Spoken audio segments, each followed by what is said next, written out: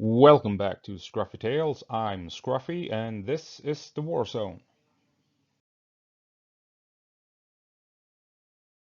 And this video will take a look at what Gripen can do in Ukraine if Ukraine receives Gripen.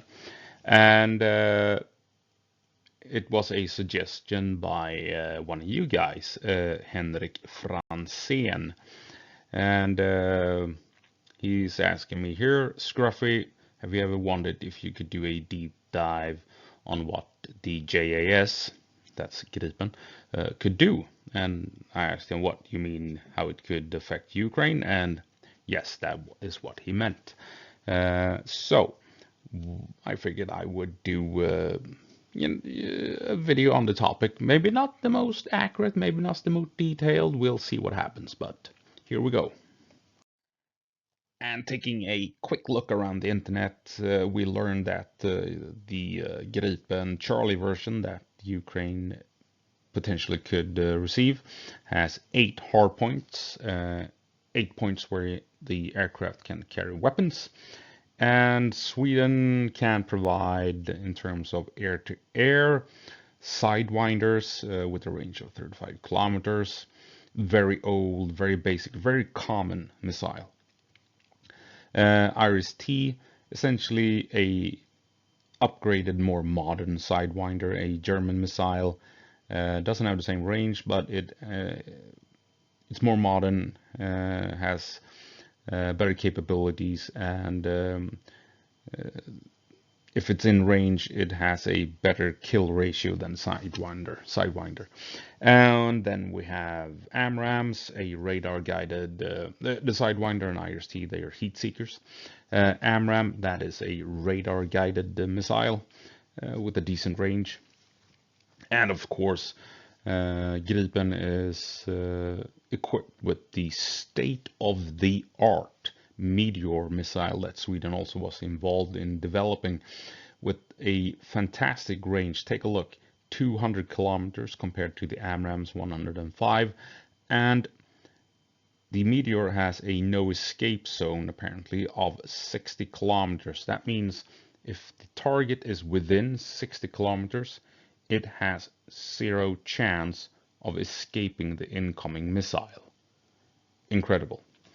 And Sweden has some air-to-ground options. The GBU-39, that would be small diameter bombs that, well, we are all familiar with the ground-launched small diameter bombs by now. So these are the ordinary ones dropped by aircraft, and Gripen can carry 16 in total. Slightly larger bombs with the GBU-49 and 12, not that much of range on those, as far as I can figure. And then you have the AGM-65 Maverick air-to-ground missile with a 22-kilometer range. And of course, the Swedish-made RBS-15 anti-ship missile. This one as well with a 200-kilometer range. I've actually seen figures somewhere that said 300 kilometers. Not sure how accurate that is, but I found 200 kilometers on the RBS-15 that could be launched by Gripen. So this is what Sweden has available, and what Ukraine could potentially be allowed to play around with if they ever get Gripen. But it's not all roses and candy, because there's a slight problem here. If we're gonna assume that the Gripen will be used to strike at ground targets, and the small diameter bombs, they have a range of about 100-110 kilometers. That puts the Gripen within the range of Russian surface-to-air missiles. Take a look. If we have this town here of Synelknoklov, yeah, that town, located here. They're launching the SBDs, and they then glide all the way down here. And if we take a look at the range of Russian SAMs. Yeah, that puts the Gripen within the range of the SAMs. Now, you could potentially just get in here, launch the SPDs and SDBs. Sorry about that. I had to think, well, what does that say? Anyway, never mind that. I won't. I could edit it, change it, whatever I want. Oh, Jesus! In the middle of the night. Anyway, Gripen can just fly in, launch all the bombs, and never mind the acronyms. Turn around quickly and get the hell out of Dodge before the missiles fly all the way up here. I guess that's possible, but you see the problem. You need to get within missile range in order to be effective against ground targets. A bit tricky, but I guess you could get away with it, just getting in, launch, and leave before the missiles, wherever they are located down here, catch up and reach the Gripen. And then, of course, you want to hunt down Russian aircraft because they are bombing the hell out of a lot of sections of the front line supporting the Russian ground units. So, well, if say the Gripen has the Meteor, well, then you need to be able to reach far into Russian occupied territory. Because the Russians, they will be flying down here to drop off their glide bombs that are then gliding all the way to the front line. So you need to reach the Russian fighters as they're flying in over land and drop their glide bombs, their small diameter bombs. And in order to do that, even with the extreme range of the Meteor, remember, the American missiles only have half the range. Then you are once again, take a look, you're still in around here, the Sinilnikov village. You're still within range of Russian SAMs, surface-to-air missiles.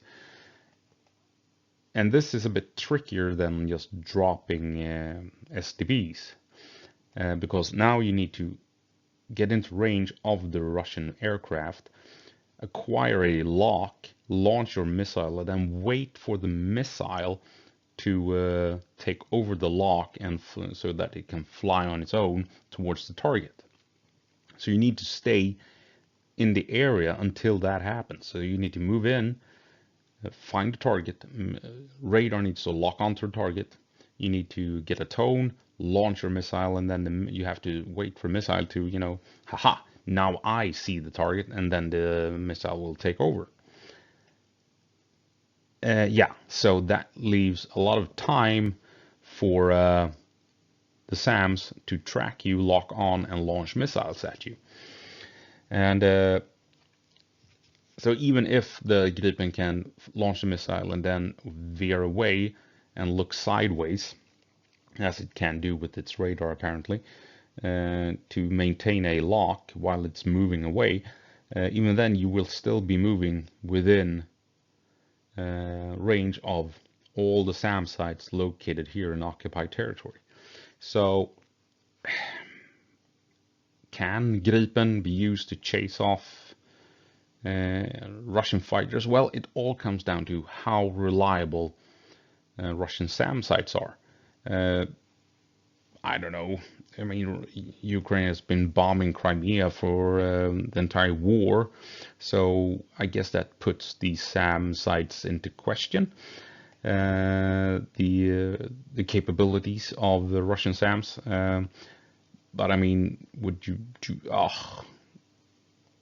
Yeah, it's. I still think it's a problem, being hunting down Russian fighters being within range of Russian SAMs, if I'm totally honest. So here we go. So yeah, as I mean, take a look. If you just spread out some random SAM sites here,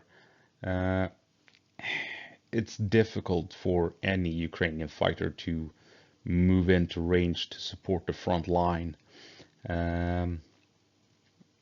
really difficult. Not sure how you can do it, to be honest. Oh, Jesus. And I mean, sure, some of the best Russian SAM sites have 200-kilometer range, the same as the Meteor.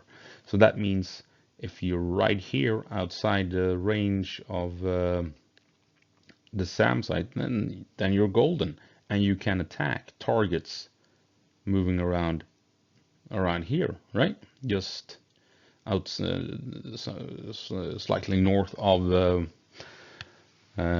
SAM sites or west or whatever.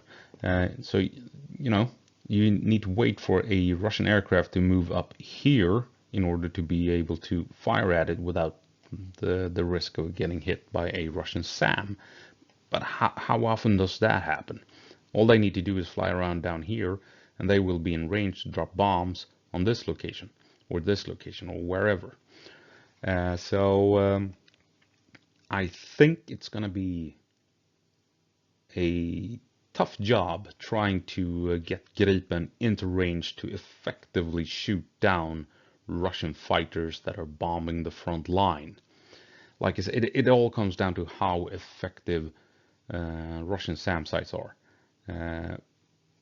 But I'm gonna assume that they are somewhat effective and actually somewhat dangerous until we've actually seen proof of reality being anything but. Okay, so yeah, right, moving on.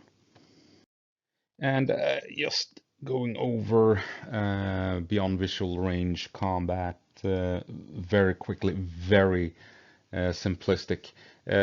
We have a Gripen, we have a Russian fighter, and yeah, so what happens is you need to get the enemy fighter within your radar range so that you can see him. The enemy will try and do the same. Gripen has some nifty electronic warfare systems installed, so it can project electronic disturbance around it that will make it difficult for the Russian fighter's radar to actually locate exactly where the Gripen is. So it will have a lot of shadows around it in this field created, so it can hide in the electronic warfare sphere, and the Russians will see various contacts that may or may not be an aircraft, so it will make it difficult for the Russians to lock on to the actual Gripen. Meanwhile, the Russians, as far as I know, don't have anything as advanced as this on their fighters, so it should be easy for the Gripen to acquire a lock on the Russian fighter, while the Russian in turn struggles to actually find the Gripen. So what does this mean? Well, what it means is that the Russian will struggle, like I said, to locate the actual Gripen. Meanwhile, the Gripen can acquire a lock with its radar and launch a missile. And then as soon as the missile takes over and guides itself, well, the Gripen can then veer away and do whatever it wants. Maybe look for another target, maybe drop a bomb somewhere, or just stick around to see if it can fire off another missile. So what can the Russian do in this situation? Well, he doesn't know where the Gripen is. Well, he knows the area, but doesn't know which blip on his radar is the actual Gripen. And a missile is coming, and it's coming fast. The Russian has, at this point, only one option, and that is to turn around as quickly as possible and drop chaff. And chaff are clouds of metal strips that essentially blocks radar. And so this creates a shadow behind the clouds where radar can't see, and he needs to stay in this shadow in order to hide from the missile. Because if the missile can't see the Russian aircraft with its radar, then it won't find it and it will just simply drop out of the sky, basically. And so this is all you can do when a missile is heading straight for you. You have to turn away and just go as fast as possible, hoping that the chaff will protect you, and you may even go down low in order to hide behind terrain features and stuff like that. And since you're going low, the atmosphere gets thicker, so the missile burns more fuel in order to try and catch up, and maybe that means it will run out of fuel faster and you get away and stuff like that. But you get the idea here. The electronic warfare system should allow Gripen to launch a missile first before the Russian can actually figure out which of these targets is the real Gripen. And if this missile is launched, he has no choice, the Russian has no choice but to turn around and skedaddle out of Dodge as fast as possible. And this gives, of course, the Gripen, or maybe another Gripen, the opportunity to come up on the flank or bypass the chaff and launch another missile. And then the Russian needs to take another decision. Do I launch more chaff? Have I run out of chaff? Do I switch directions? What do I do now? Because I got 2 or 3 missiles chasing me down. So BVR combat is a bit like chess. You move one piece to force another piece to make a move, and then you can move in another piece, and perhaps that is actually the thing that springs the trap that gets you to kill, stuff like that. So yeah, all of this is very simple, the absolute basics of it. So yeah, bear with me. So how do you reach the enemy? How does the Gripen reach the Russian over here? Because this Russian aircraft is bombing Ukrainians down on the ground, and you need to prevent this from happening. So you need to reach this fighter. The problem is, of course, radar and SAM sites, and Russian radar will see you if you try and come in close to shoot. And you also have AWACS aircraft up high that can see even further and can see over obstacles and stuff like that. So yes, you can fly low and hide behind the terrain, so the Russian aircraft can't see you, so the ground radar can't see you, but AWACS can see you. And the moment you pop up, well, then you're gonna get a missile from the enemy aircraft if it knows you're coming. And if you go up too early and the ground radar sees you, then you're gonna get SAMs launched at you. So how do you avoid all these radar sources in order to get to this aircraft that is bombing the ground targets? Well, it seems as if Russia has been losing a lot of these of late, so that helps if they don't have an eye in the sky.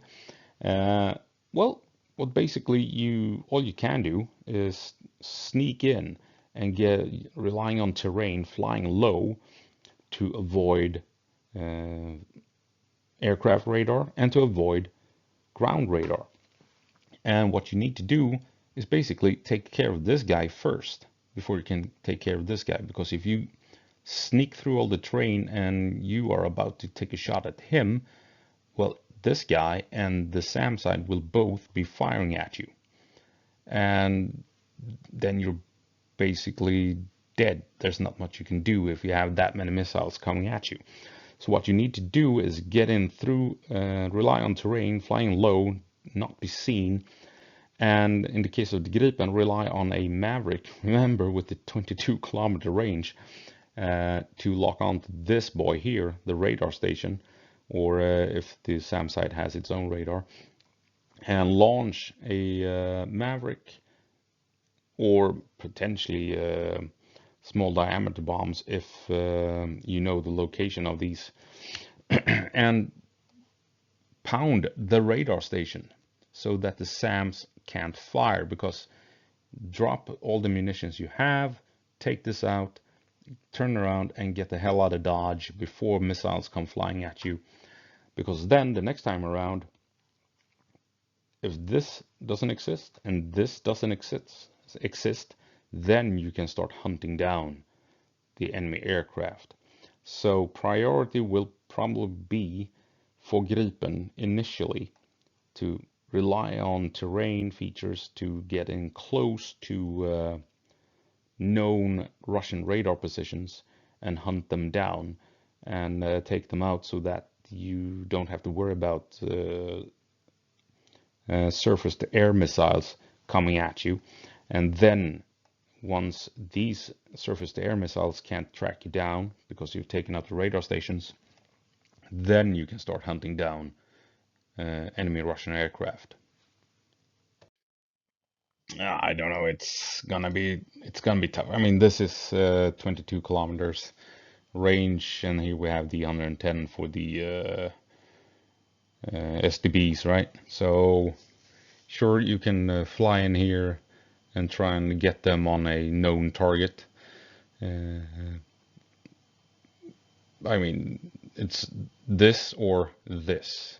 I mean, yeah. But again, I mean, take a look. This is the range of the SAMs. If you're going to be launching them from here, the small diameter bombs, trying to reach this target. Yeah, I mean, yeah. If they have multiple SAM locations all over this area, and you're trying to fly in here, and then you need to get up to launch, to drop the small diameter bomb so they can glide in, missiles will be flying at you from all over the place. So I don't know. So here's the problem. If Ukraine gets Gripen, they will be getting how many? 10? 14? Say 14. And then you're going to be using them to hunt down enemy fighters. Well, then you need to get rid of the SAM sites. So what, you're going to be flying in here? How many are you going to lose trying to get to the SAM sites before you can start hunting down Russian fighter craft? It's just, you're going to be lose if you have 14 aircraft, and if you lose 2 or 3 in these engagements, are you going to be as aggressive with the ones you have left, or are you going to, be more cautious? And if you're cautious, that they won't do any good, because you need to be aggressive. That's the whole point of the fighter aircraft. So I don't know. Yes, Gripen is a fantastic aircraft, but if you don't have the numbers, what are you gonna do with them, right? So Gripen, yes, Ukraine needs Gripen. I am convinced that Gripen will do Ukraine a lot of good, but you need the F-16s as well. You need numbers, right? Because if you have 50 F-16s, well, then you can be more aggressive with Gripen, because there's other aircraft around that you can rely on that can be used to do other strikes, right? So you don't only have the 14 Gripen.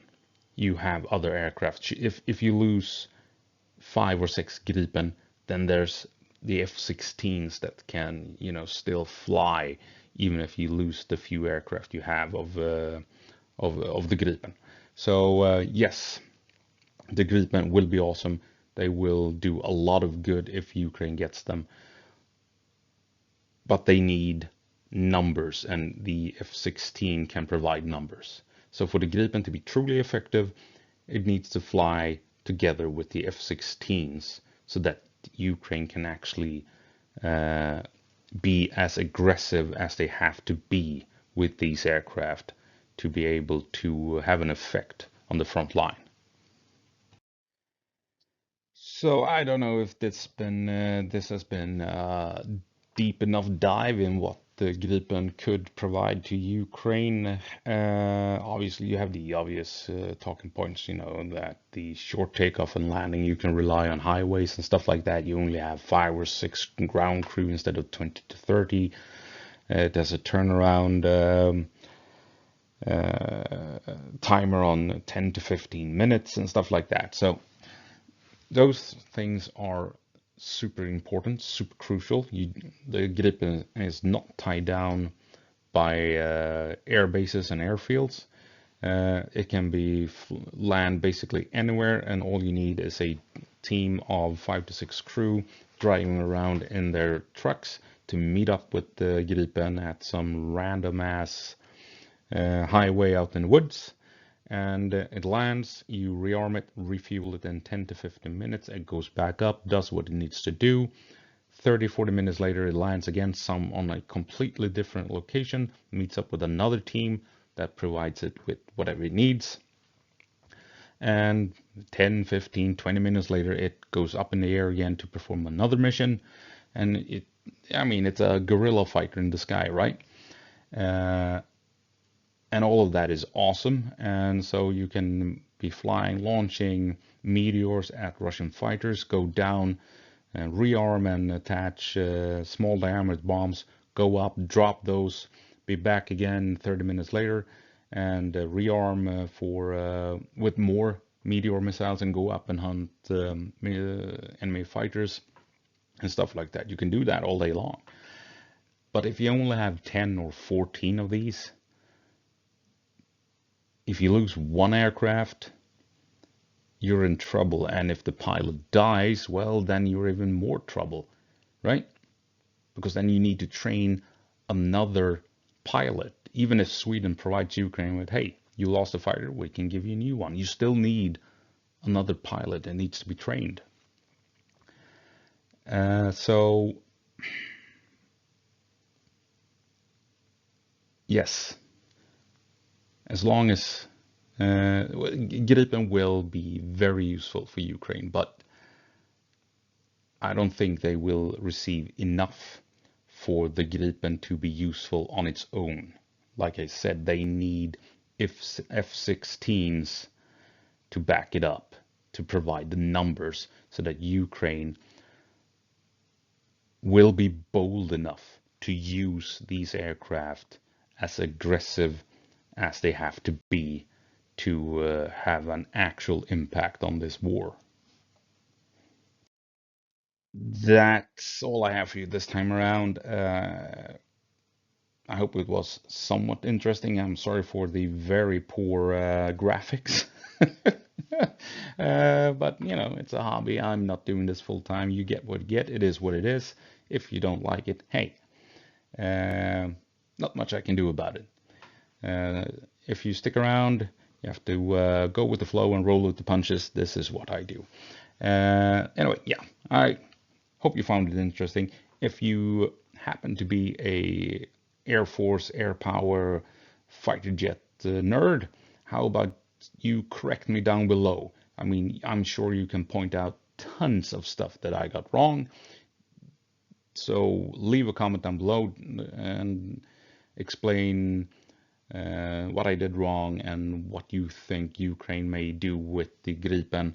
And if you're watching this, check out the comment section, because I'm pretty sure there will be a lot of, or at least a couple of fighter nerds, Air Force nerds, sharing their knowledge on what and how the Gripen potentially could defeat Russia down in Ukraine. So yeah, I'm rambling as I always do. It's kind of my thing. Anyway, enough of this bullshit. Go på marsch, Ukraine. Give them hell.